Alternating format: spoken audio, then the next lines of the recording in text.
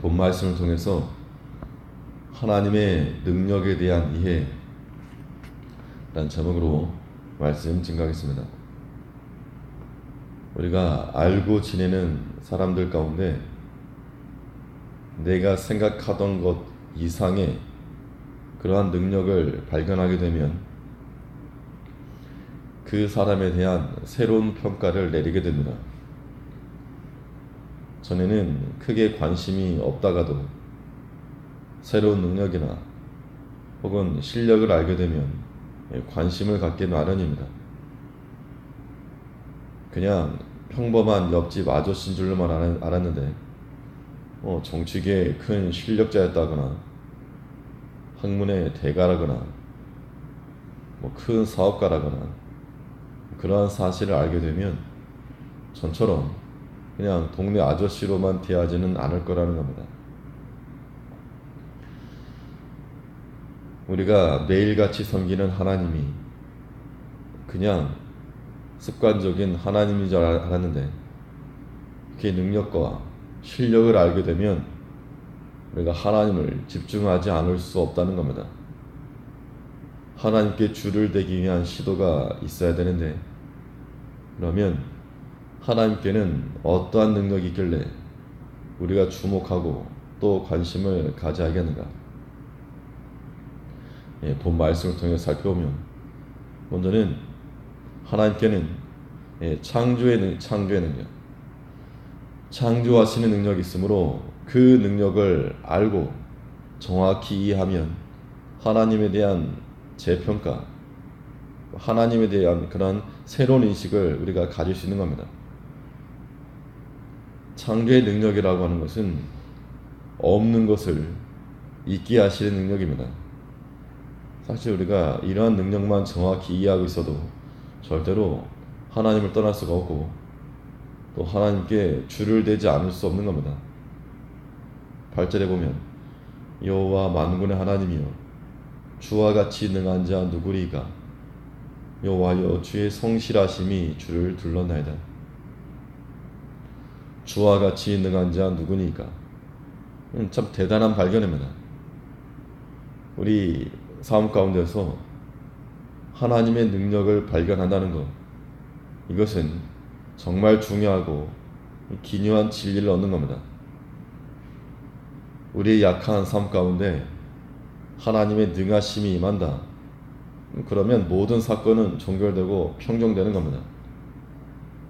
이 능하심이라고 하는 것은 없는 것을 있는 것으로 부르시는 이 창조의 능력을 포함하고 있습니다. 11절에 보면 하늘이 주의 것이요 땅도 주의 것이라 세계와 그 중에 충만한 것을 주께서 건설하셨나이다. 이 하늘과 땅의 주인을 하나님이라고 말하는 이유는 하나님께서 만드셨기 때문입니다. 이 땅의 모든 것을 가능케 하셨고 또 그 안에 채워지는 모든 것까지도 하나님께서 존재케 하신 겁니다. 세계와 그 중에 충만한 것까지도 이 모든 것을 만드신 하나님의 창조의 능력을 정확히 아는 자들은 하나님으로 인한 즐거움이 따르습니다. 하나님의 이 능력, 없는 것을 있는 것처럼 부르시는 모든 것을 다 존재케 하시는 이 창조의 능력을 아는 백성들은 하나님으로 인하여 즐거워할 것이라. 12절에 보면 남북을 주께서 창조하셨으니 다볼과 헤르몬이 주의 이름을 인하여 즐거워하나이다.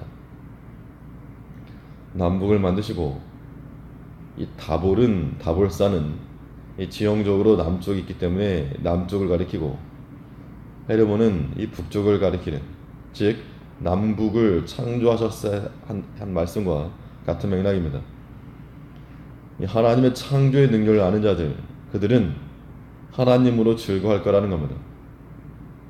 뭐가 있어서가 아니라 창조에 하나님이 계시기 때문에 하나님으로 인한 만족, 하나님으로 인한 즐거움, 이 큰 즐거움을 우리가 경험해야 한다는 겁니다.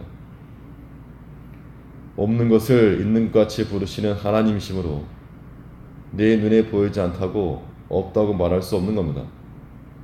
이것이 우리가 정확히 이해하고 있어야 될 하나님의 능력입니다. 이러한 창조의 하나님을 우리가 소유하고 그 믿음을 소유하게 되면 우리는 하나님의 능력으로 인한 그 즐거움을 또한 우리가 가질 수 있을 거라는 겁니다. 그래서 절망 중에라도 웃을 수 있는 이유는, 낙심 중에라도 소망을 가질 수 있는 이유는 없는 것을 있는 것처럼 부르시는 그러한 하나님의 창조의 능력을 믿기 때문일 거라고 하는 겁니다. 우리 삶 가운데서 모든 것을 만드시고 없는 것을 있는 것처럼 부르시는 그 하나님의 능력을 신뢰하여 우리 마음 가운데 숨은 즐거움으로 살아가는 우리가 되어야 됩니다. 또 하나님께 어떠한 능력이 있길래 우리가 주목하고 관심을 가질 만한가?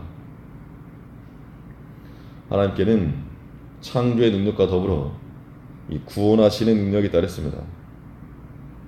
구원하시는 능력이란 있는 것들을 새롭게 하시는 겁니다. 새롭게 하시는 것. 창조하신 이도 하나님이시오. 또 고장난 것을 새롭게 하시는 것도 하나님이십니다.